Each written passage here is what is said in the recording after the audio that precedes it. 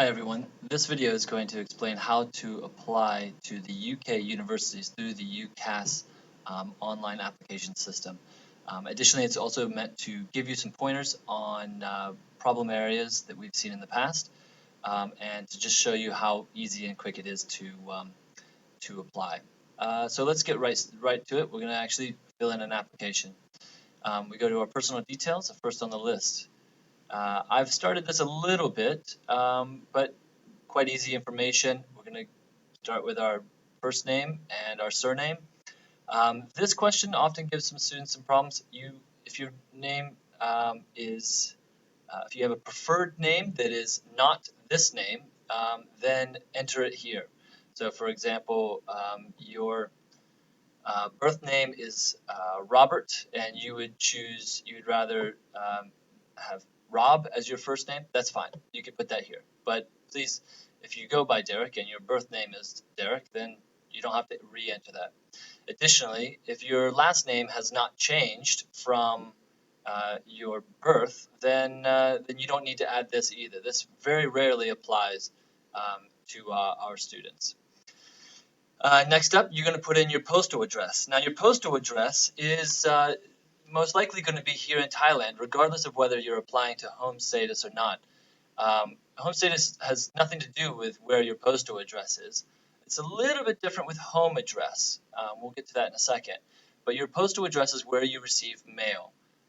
And so, for the most part, you are all going to be here in Thailand. If your permanent home is in the UK, then you'd want to put yes here. Now you can click on these question mark boxes to get some advice on how to fill these specific questions in. My advice to you is that if you are applying for home status, that you would indicate this as a yes. Additionally, for a home address, I would highly recommend that you put a British home address that would apply to you. Of course, you're not going to be lying, you're not going to be making up addresses, but if all of your addresses sort of point towards Thailand and the indicators indicate that you're potentially going to be here, that you have been here for a long time, that you're going to be here for a long time, that you don't actually have legal status in the UK, then that kind of hurts your chances of of securing home status for the UK applications. This is all real basic information. Telephone numbers. I want to just remind everybody that the country code for Thailand is 66, so you can just add that. You can also add your email address. I would personally recommend that you not use your school address because you don't know how long you're going to have access to that after you graduate, and you may be continuing conversations with the universities or using UCAS after you have graduated. So I'm going to put in my home or my personal email address.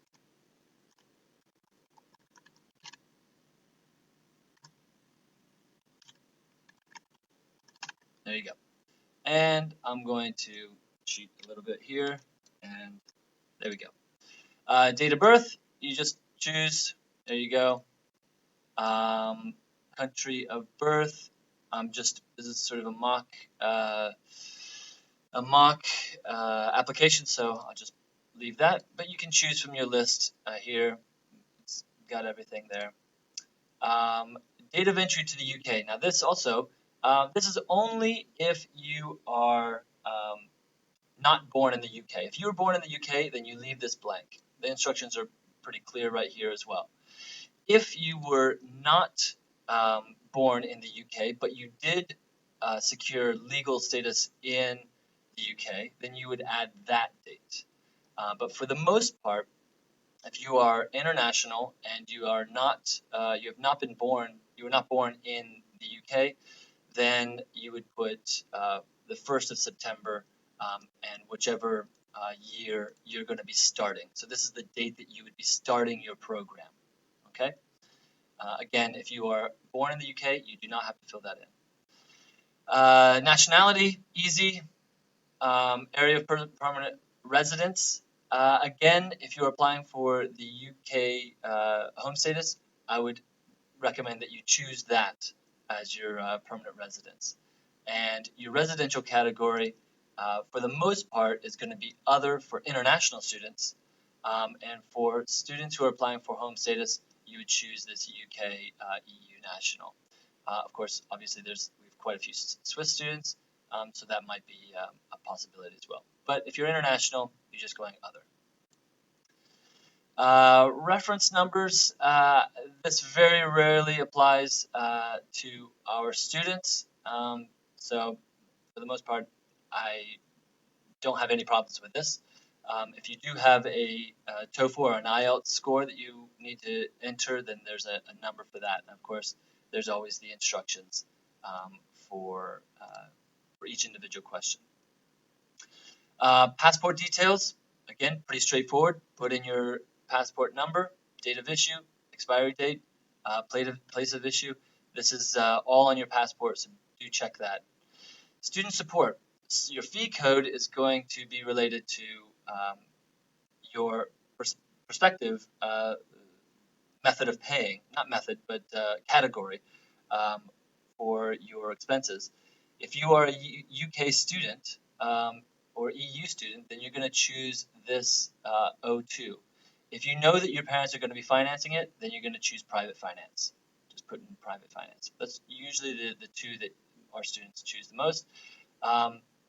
Once in a while we get a not known or another source. That's not going to necessarily hurt your chances of, well, it's not going to hurt you at all. However, I would suggest that if you're applying for home status that you just go ahead and choose that. Okay. And if you choose that, then you're going to have to choose a certain area that is your sort of local area, and you just choose from the list. Again, you may want to talk to your parents about this and make sure that you're putting in the correct information. Little checkboxes. This is new this year. I want to receive sales information by email. I would say that's probably a good idea. Or text message to my cell phone. That's probably a bad idea. And I do not want to receive sales information by post. Okay, we're international. It doesn't make sense for them to be posting all this stuff out here. So I clicked that because I think that it'd be kind of a waste of money and time. So nominated access. I think it's important that you take a look at this because you want to consider putting somebody in here. This is only in case you are away, if you are unable to be reached, and UCAS or the universities need to get a hold of you, and somebody needs to make a decision on an application. I recommend that the students put their parents in there.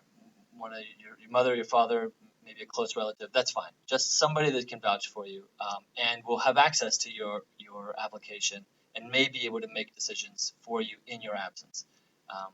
So that's, I think, an important one to not skip over. Again, read some directions here. Criminal convictions. This is a required question, so you do need to choose something here, and I've chosen no disability. Please do look at the list and see if anything applies to you. Once you're done with that, we're going to hit section completed and hit save. Now, my section is not completed, and it's going to come up as problem areas. There's going to be some green data. Yep. So that's just because I haven't filled everything in. There's a couple things that I have not confirmed, or information that's not correct. So that's okay, but this is just for demonstration purposes. Next, we're going to go to choices. So for our choices, we're simply going to add some courses that we want to apply to. To do that, you're going to find things, your courses, through course search on the UCAS homepage. The UCAS website is, of course, a website that we're going to be using quite often to look for courses, and you're going to be very familiar with it by the time you're actually filling in the UCAS application. So we're going to look for some courses. I'm an international student, and I'm going to look for my courses by subject. I'm hoping, I'm a real smart guy. I'm going to do astrophysics. So I'm going to find astrophysics. Here we go. In fact, I'm so smart, I'm going to do nuclear astrophysics. Wow. And we'll find that there's really only one university that offers nuclear astrophysics. If this is the course for me, I'm going to choose it, and I'm going to get a table of data that I can use to enter this choice into my UCAS application. So I can take the course code. Here we go. Whoops. I'm going to copy it. Course code. Here we go. And see if that. Oh, no. Sorry. I need to get the institution code name. Here we go. And I'll also put the institution. Oh.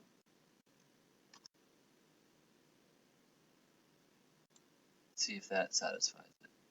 Oh, no, I have to choose valid start date. So that and live at home. Now, see how that works. Okay, so that's my first selection. You have 5 choices, and you would do the same thing for all 5 choices. So I'm going to save that, and I'm going to go to my education. Now, when for students who are leaving high school but have not started university yet, your choice, this is a little bit confusing, your choice is going to be below honors degree level qualification. Do not choose this, and don't choose this. This is university level education. So you're going to choose the below honors degree level qualification. You're going to simply add a school, and you can find that on here. So we just enter the name of the school, and it's pretty straightforward. And once you're done with that, once you've got a school on there, which of course I haven't put anything on there, well let's do that. So let's find something green. How about Greenacre School in Kent? That's my school. Okay, and I started here. I'm gonna finish here. Full time. Formal qualifications, yes. Okay, see if that works. Below honors degree. And add qualification. So here's the IB diploma, and we're going to add our courses one by one, and you just keep adding modules until you've got all 3 higher level and 3 standard level. Now, the other thing you need to keep in mind is that when you select for your extended essay, you would want to select the subject that you did it in. So I did history, and this this drop-down table will allow me to choose extended essay. So that's where you put it. Don't put extended essay. A lot of people mess that up. That is incorrect. Okay, you want to choose a subject that is associated with your essay. Okay, now again, just put in your 3 hires and 3 standards, your extended essay, and your TOK. TOK is also part of this, and that would be entered as TOK here. Okay. As far as grade goes, put pending and put July, because that's when our exams come out. Next up, we're going to go to employment. I know I haven't finished this completely. If you have had some employment in the past, then you would enter it here. Pretty straightforward. Next up is our statement, our personal statement.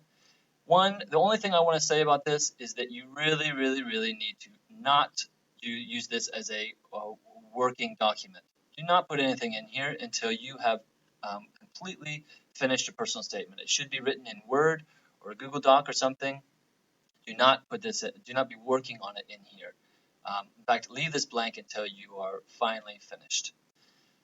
You can go to view all the details to see your full application, and then eventually you want to hit pay send. And when you hit pay send, that does not go to UCAS. That is sent to your referee or your counselor, and we will proofread your qualifications. We will proofread your application, and we'll submit your reference. Once we've done that and we've got your permission to send it, then we will send it to UCAS. And and that's how it's done.